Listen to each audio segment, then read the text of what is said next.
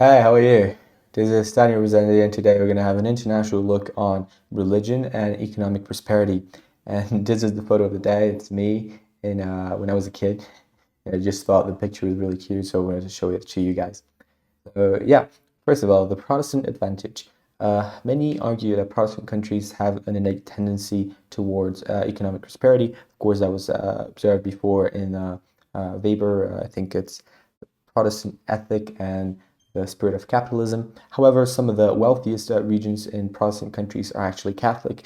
For example, New England, at least for the last 100 years after Irish and Italian immigration, it is one of the richest regions in the US, and it's also largely Catholic.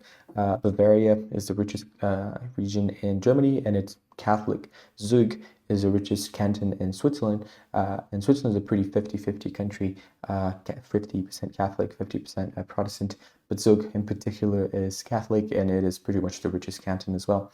So the American South, for example, is Protestant, and yet it kind of remains the poorest region in America. So this kind of falls apart a little bit when you go deeper into things. Of course, this seem like being a Protestant country in general uh, does tend to make you a wealthy country, but again, with those subdivisions and all that, it does seem to be more complex than that. Second thing people will say, they won't say that there's a Protestant advantage, but they will say that there's a Christian advantage. So on the other hand, some argue it's Christianity and Western values in general that make for economic prosperity.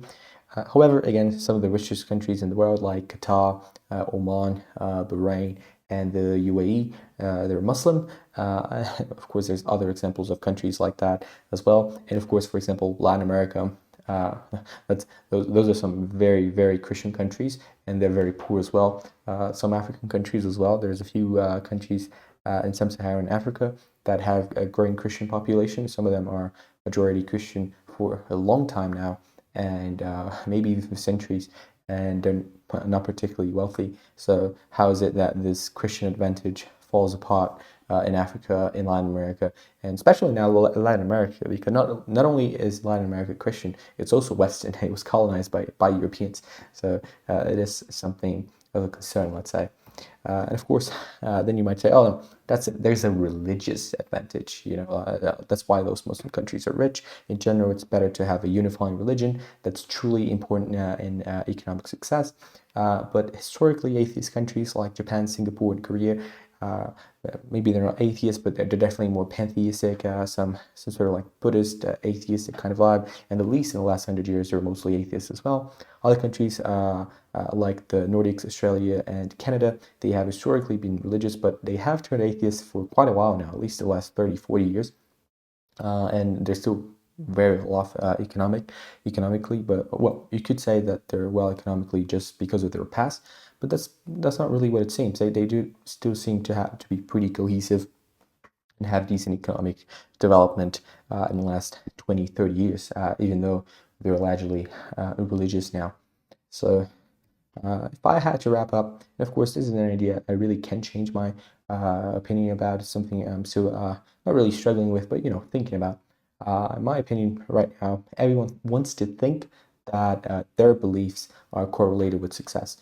However, in the case of religion, it seems like a weak predictor of economic prosperity, and that doesn't mean all religions are equal.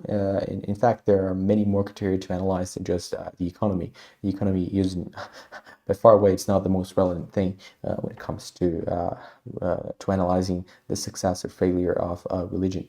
In my opinion, it is unsurprising that religion, perhaps the most immaterial human characteristic, would not have direct links to material well-being.